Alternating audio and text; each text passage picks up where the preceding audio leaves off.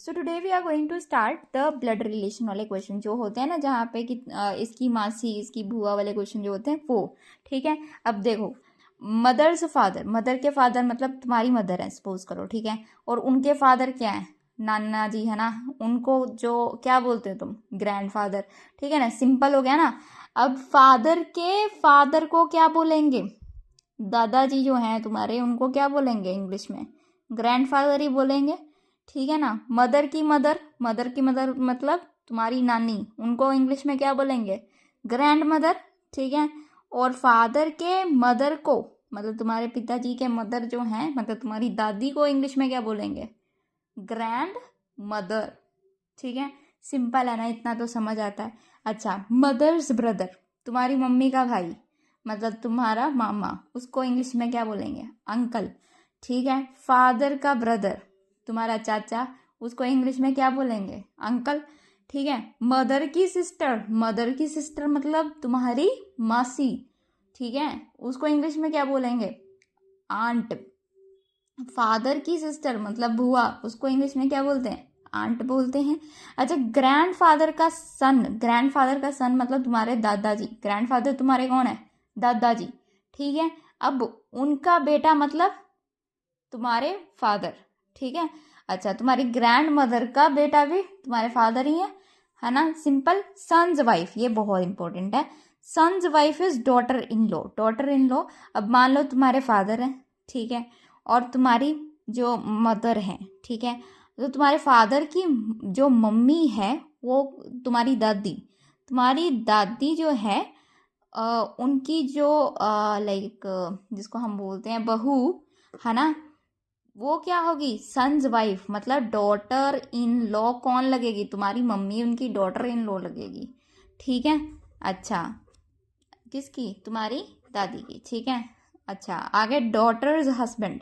अब डॉटर का हस्बैंड मतलब तुम्हारी, अब देखोगे तुमने अपनी नानके वाली साइड देखनी है। ठीक है, तो तुम्हारी मान लो मम्मी का जो हस्बैंड मतलब तुम्हारे फादर, तुम्हारी नानी नानू के लिए क्या लगे, सन इन लॉ। ठीक है, क्या लगे, son in law. Brother son, brother son मतलब भाई का बेटा, भाई का बेटा मतलब तुम्हारे मामे का जो बेटा है, तुम्हारा तो कजन लगा।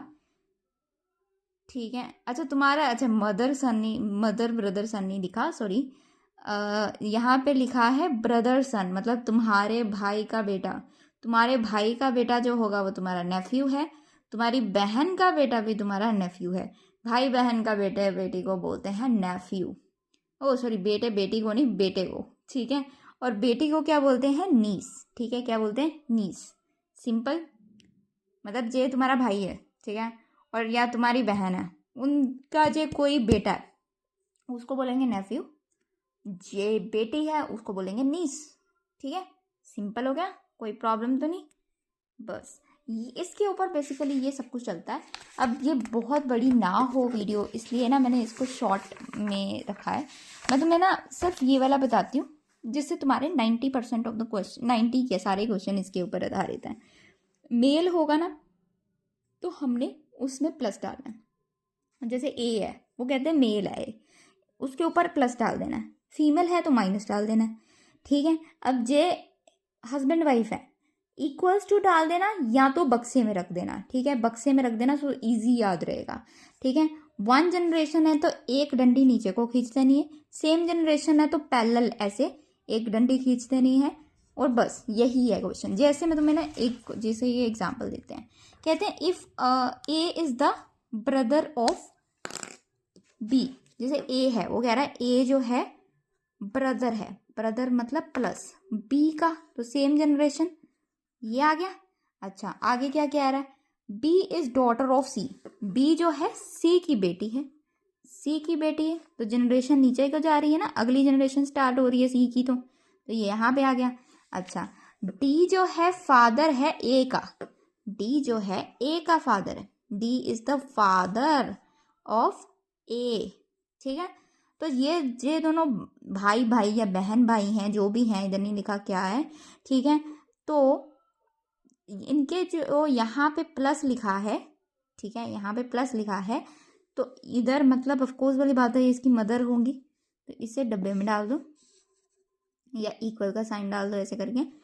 तो अब क्वेश्चन क्या कहता है, how is C related to D. C D का क्या लगती, मतलब बेसिकली सी जो है वो डी का मतलब क्या रिलेशन है, सी का डी से क्या रिलेशन है, इसका इससे क्या रिलेशन है, वो ये इसकी सी जो है वो इसकी क्या लगी, वाइफ लगी। सिंपल हो गया। ऐसे ही तुम सारे क्वेश्चन इजी पीजी कर सकते हो, ठीक है। एवरीथिंग मतलब वेरी इजीली डिफाइंड है, ये सारे क्वेश्चन मॉड्यूल के इसके आधारित हैं, ठीक है।